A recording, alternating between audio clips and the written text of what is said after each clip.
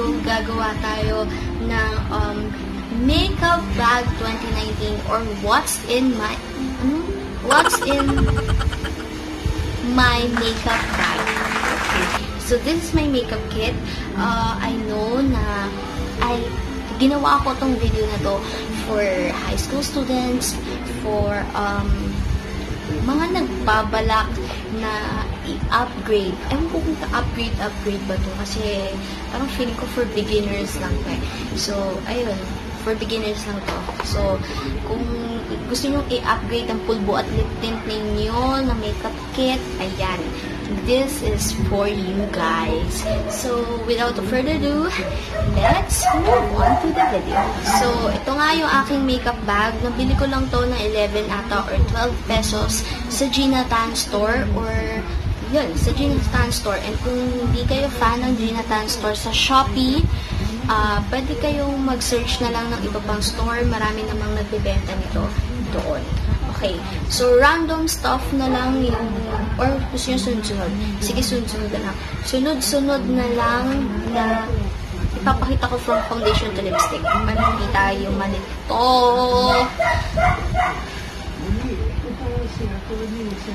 Grabe yung maaso. Sabi yung sasalita ako nyo. Tatawalan na yun. Okay. For foundation, meron tayong isa. Ito lang yung dinadala kong foundation pero madadagdagan to. Sasabihin ko soon.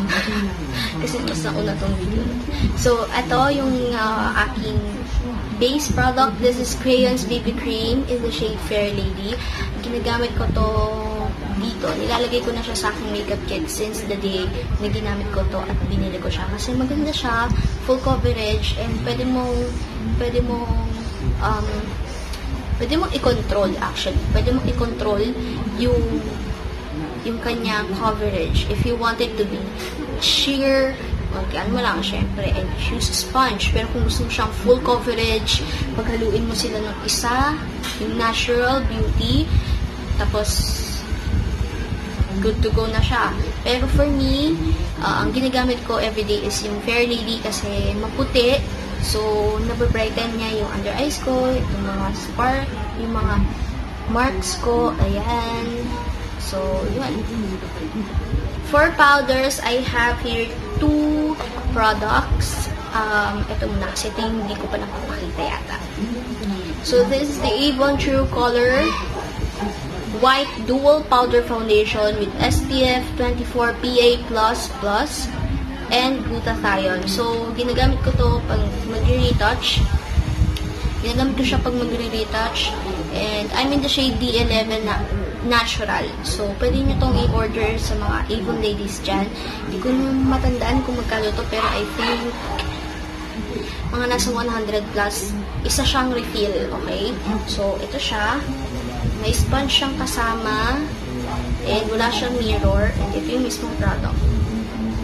So, ayan. Ito yung product.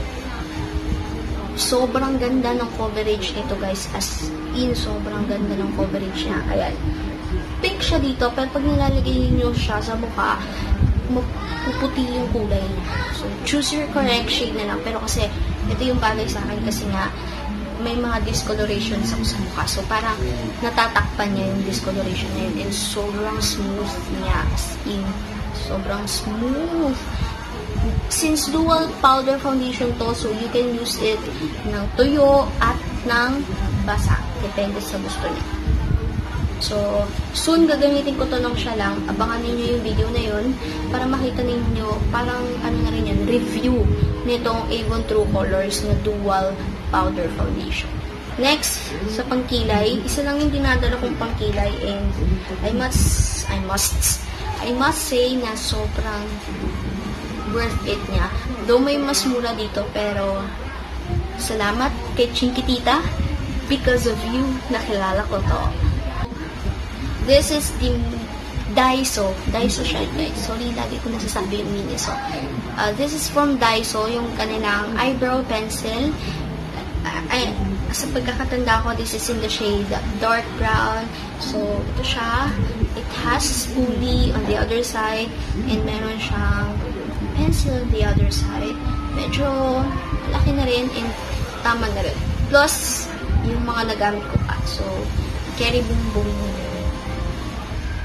If you want to know kung ano yung shade niya, ito yung shade niya. Medyo mabilis nga lang siyang mabura, pero carry na. It's dark brown. Next, for my eyes. So, syempre, curler, any curler na gumagana at nakaka-curl ng lashes, Cherry Boom Boom. Kahit saan pa yan, may tatakman o wala, basta nakaka-curl ng lashes. Okay na. And, pinakasikat na mascara dito sa channel ko dahil sa tatlong video yata, ito yung ginamit ko. So, this is the Every Belena na mascara nila with fiber. And, nabili ko siya ng sale, 49 pesos. I think, clearance sale nila. Kasi, i-face out na yata nila to. So, binrab ko na. I wanted to try. So, maganda siya. Kung meron pang ganito, bilhin nyo. Though, hindi nga lang siya waterproof. Pero, carry na. And, nagagawa naman yung trabaho niya. Wala akong blush. Kasi, hindi ako mahilig mag-blush. Okay. Kasi nga may mga acne marks ako, so parang naging instant blush ko na siya every time na lumalabas ako.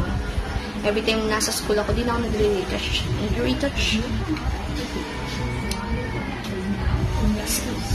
Di na ako nagre-retouch ng blush kung ano na yun na yun.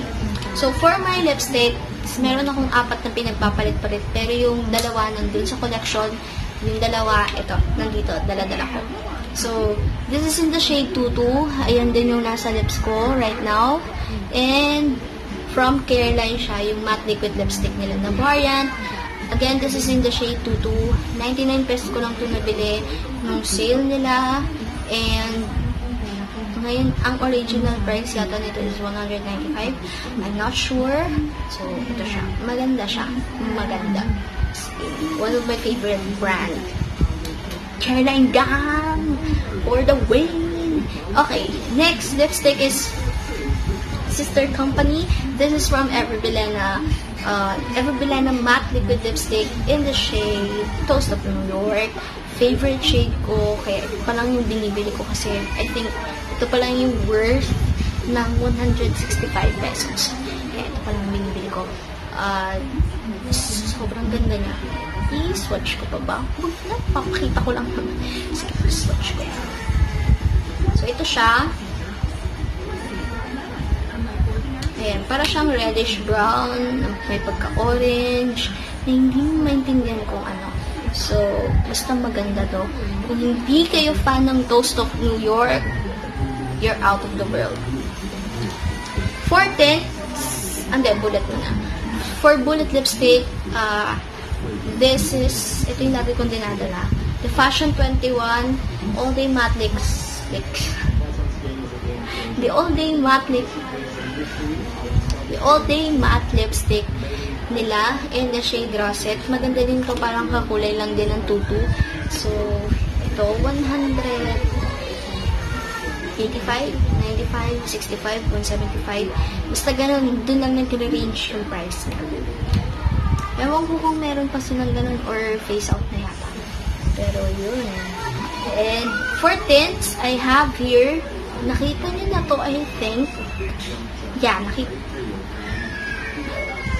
Ibang video pa lang. So, I think nakita niyo na to. Na-feature ko siya sa school makeup routine ko. This is the Pixie Dust Chloe, in the shade Chloe.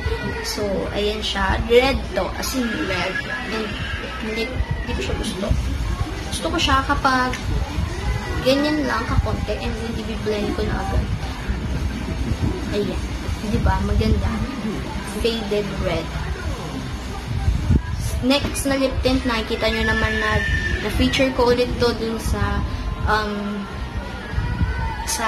school makeup routine ko. This is the Every Belena Lip and Cheek Stain in the shade Tipsy. Maganda to. Parang kakulay din siya ng Toast of New York. But, mas lamang dito yung red tone.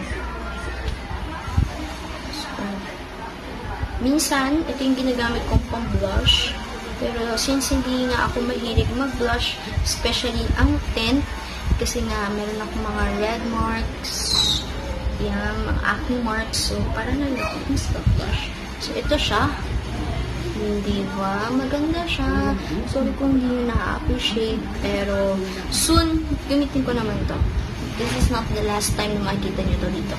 So, I think, yun na yung mga products and items na ginagamit ko sa aking face kapag nasa school ako and yung mga dinadala ko.